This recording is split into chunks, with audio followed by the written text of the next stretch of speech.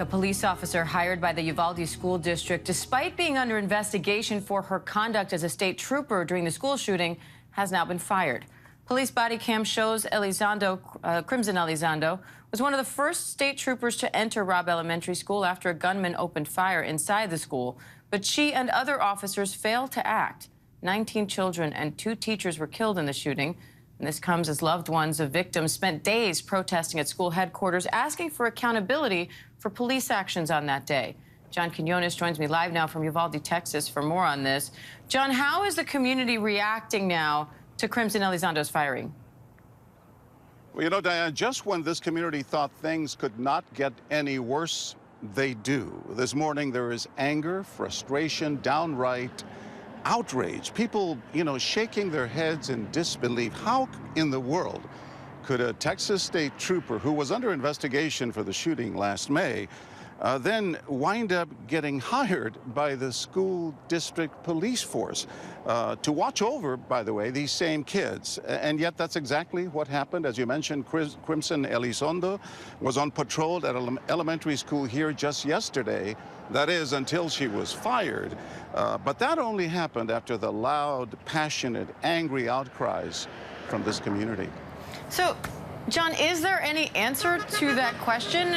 Crimson, apparently she quit her job as a state trooper to join the school district's police department. So how is the district explaining why she was hired despite being under investigation for her response to the shooting at that school? Then they're not explaining why she was hired here.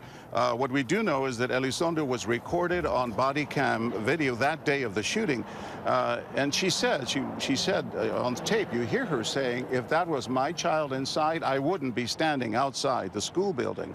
And when they fired her yesterday, the school board said that's why they fired her, because of the statements she was caught saying on microphone on the body cam.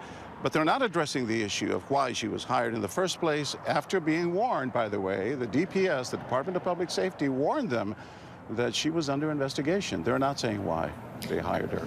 Now, John, parents of victims, they've been calling for accountability almost since the very beginning of this shooting, since the beginning, essentially. And it seems in this case they did manage to influence the school district here. How significant is that?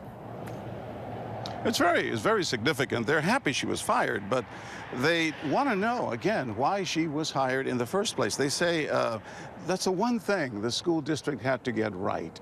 Just start getting serious about these things. And they got it wrong. And the parents, as you see some of them behind me now, are now protesting, calling for accountability. They want the resignations of some of the school board members. They have formed an organization called Lives Robbed, and they have issued a statement in which they said, we are disgusted and angry of the Uvalde School District's decision to hire Elizondo. They go on to say the district is not in the business of ensuring the safety of our children. And one of the parents telling us, you get a more thorough interview, a more thorough vetting process when you apply for a job at a hamburger joint than you do working for this school district's police department.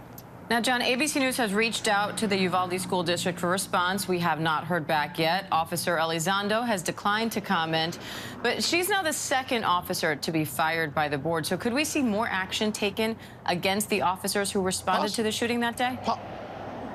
Possibly, but we don't know for certain yet. The only thing we know is that she has now been fired. The investigations continue, several of them, and as they say, only time will tell here. John, I know you've followed this story since the very beginning. We appreciate you staying on top of it for us. Thank you. Thank you, Dan. Hi, everyone. George Stephanopoulos here. Thanks for checking out the ABC News YouTube channel. If you'd like to get more videos, show highlights, and watch live event coverage, click on the right over here to subscribe to our channel. And don't forget to download the ABC News app for breaking news alerts. Thanks for watching.